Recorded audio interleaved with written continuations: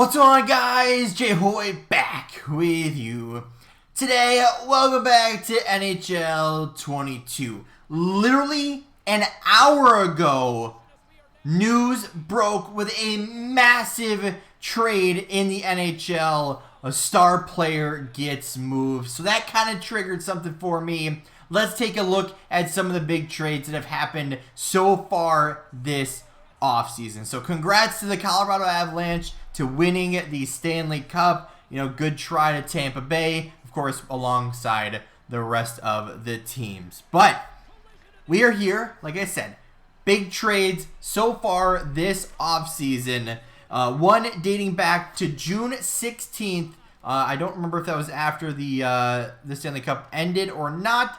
But either way, we are here with the first trade involving the Montreal Canadiens and the Vegas Golden Knights. Now, this one is a bit of a cap dump. Vegas, pretty strapped for cash, needs the space, needs the money to do something this upcoming offseason. So they traded Evgeny Dadonov to the Montreal Canadiens in exchange for Shea Weber. Now, if you guys don't know Shea Weber, I don't know if he's announced his retirement or just that he's on long-term IR right now, and basically he's going to go straight to LTIR next season, so that will get all that salary off the books, and then Dadonov's off the team. So that gets rid of that money as well. So Shea Weber not playing anymore. Dadonov, still a player that could be useful, but unfortunately, cap comes into this one. Of course, that's why we have it, you know, to keep it somewhat fair. So this one, it's a cap dump for Vegas, getting back a player that's on long-term IR. You know, it's not really like a crazy trade, but it's the first trade. Our second trade, I think it was like, a week or two after that, the Los Angeles Kings announced that they acquired forward Kevin Fiala's signing rights from the Minnesota Wild in exchange for Brock Faber, who I think was a former first-round pick, if I remember correctly. I could be wrong about that one. Alongside the 2022 first-round draft pick of the Kings being the 19th overall pick. So a prospect and a pick for Kevin Fiala. The Kings back in the running after 3 years out for the playoffs. A little bit of a rebuild, retool, whatever you want to call it. They're back in action. They had a really good year this year. I don't remember how far they actually made it, but you know, they're out and they're back for revenge, right? Somewhat two-time Stanley Cup champion within, what was it, 2000? I'm gonna mix up my years here. It was like early 2010s or something like that. It was a while ago. But Fiala, they add another top six winger for the Kings. You know, Minnesota, who's kind of in a weird spot right now. They get back, like I said, a prospect, a first-round draft pick. I think the draft is either tonight or tomorrow as I'm recording this. So it might have been yesterday or today or tomorrow or something for the draft. So, of course, we'll probably have lots more trades, lots more action than what we're just covering now. But, of course, if anything big happens, I'll be sure to show you guys what happened. So, Fiala for a pick and a prospect, mark another pretty interesting trade. Now, of course, we're slowly building up to that massive trade, but let's go with the 2 out of 3 years winner, the almost back-to-back winners, the Tampa Bay Lightning. Of course, a team that is always right down to what seems to be the penny on their salary cap. They have to make another one of those deals here. So they end up trading Ryan McDonagh to the Nashville Predators in exchange for Philip Myers and Grant Mismash. I guess, well, let's go with that. Again, a cap dump, if you will, for Tampa Bay. With the left-hand defensemen that are in Tampa Bay, McDonagh was always going to be the one moved. It was either going to be him or Hedman, but Hedman's your star defenseman, so you're not going to move him. You're not going to move Sergachev, young star, top 4, top 2 defenseman on that team. McDonagh's your guy. Unfortunately, this is the part of the game that sucks. A guy that can still be your number 1, number 2 guy on your team, but he's making a lot of money. He's still got a few years left. He is aging. And of course, eventually something's got to give. And unfortunately, it is Ryan McDonough in this situation. So the focus being on Hedman and Sergachev pushed McDonough out of this one. But it's not completely terrible. They do get back Philip Myers, who was a decent prospect at one time. Let's just go with a top 6 right-hand defenseman, which is something they definitely needed, along with some random AHL forward that I've never heard of and don't really know the backstory too much on. So mainly they get rid of some salary. Philip Myers could be one of those rebound stories, the comeback story, if you will. But an interesting trade for Tampa Bay. You know, they were going to clear up cash regardless. I still predict them doing one more trade, probably dumping Killorn to some other team. Hopefully they can get back, you know, some other player that can kind of fit that middle 6, you know, left wing or even forward role, I should say, that they could kind of have a little bit more flexibility on their team with a little bit, you know, less money to, or a little bit more money on the books that they can maneuver around with and hopefully get some impact players for them. But, you know, I predict one more trade for them. But for now, it's just McDonough over to Nashville, like I said, for Philip Myers and Grant Mismash. Another cap dump for Tampa, but we're not done yet. Our 4th trade is another Eastern Conference team, the team that lost to Tampa Bay, the New York Rangers. So we finally have another good goaltender in New York, that being Shesterkin. He played incredible. I believe he won the Vezina, if I remember correctly. Absolutely outstanding performance for him in the playoffs. Obviously a very solid year for him in the regular season. Now, the offseason comes in. What do the Rangers do? Well, they trade away their backup, or what was one of their backups, in Alexander Georgiev. Another player that was considered to be one of the young stars for New York for a while. Then Shesterkin comes in, kind of takes that right over, and becomes New York's #1 guy. Well, Georgiev probably looking for a change of pace, an opportunity somewhere else, because if Shesterkin's the guy, he's still somewhat young, if I remember. Obviously, he's not going to be the young star in New York if there's already a young star in the New York net. So, what do? Well, this is where it kind of surprises me. They end up trading Georgiev over to the Colorado Avalanche, out of all teams. Now, here's the thing.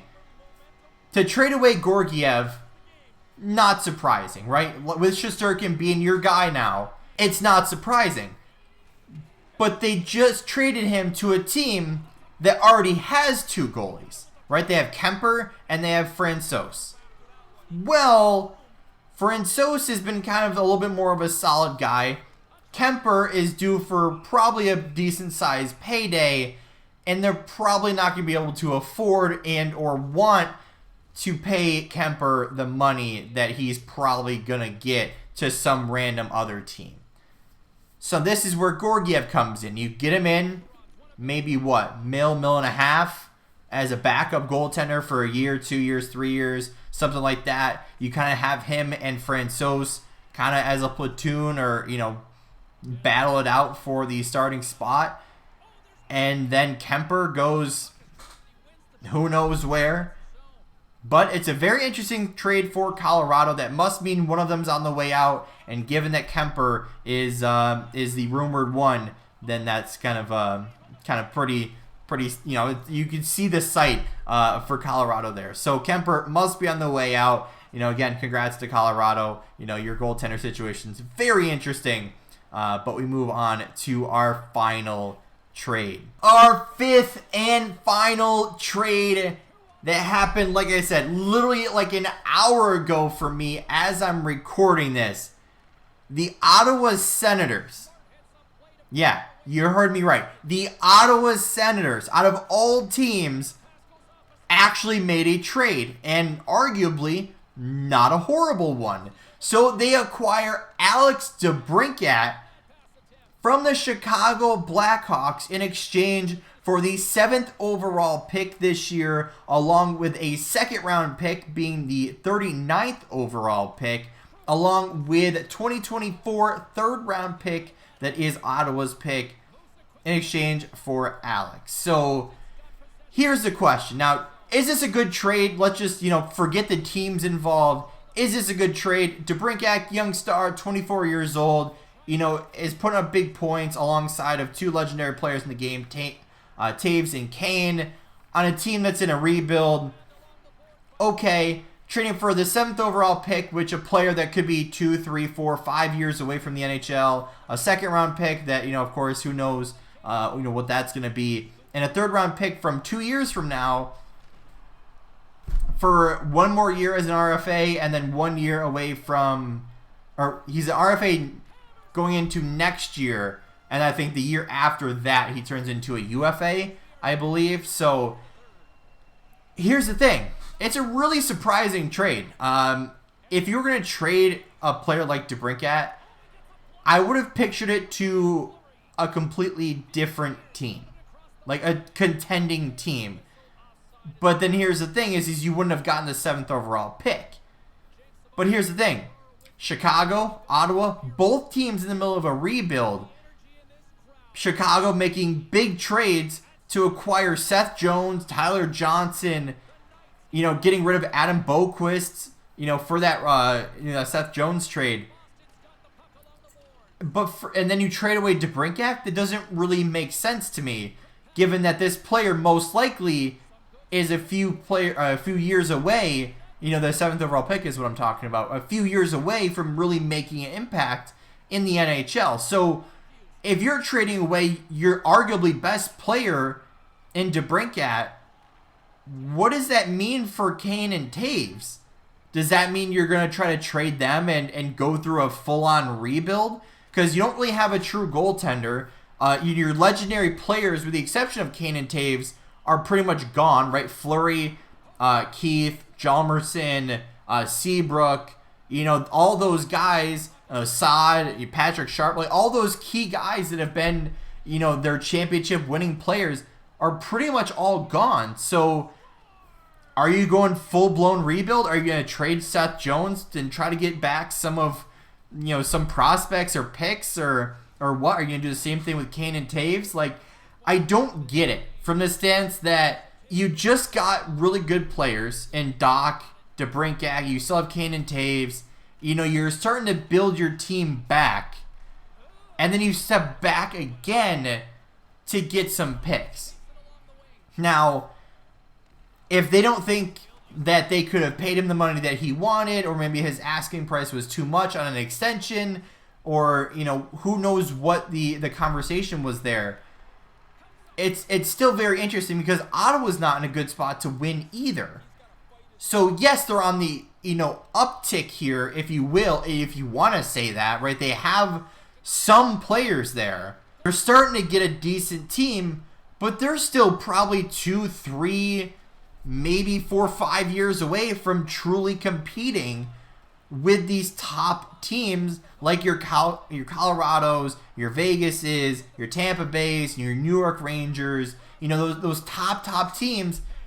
I don't see Ottawa contending with those teams. Now, will DeBrincat make a difference? Yeah, of course he will. But I just don't get it. Now, someone that knows Chicago and knows Ottawa probably a little bit better than me, I would love your explanation, right? I'm not perfect. I don't know everything about the NHL. I don't know everything about every player in the world. But I'm very shocked by this trade that two rebuilding teams would give up the two things they need the most, draft picks and young star players, and swap them. So that doesn't really make sense to me. Again, if you can explain it better than I can, let me know. There's a comment section down below. I'd love to hear you guys' thoughts on this.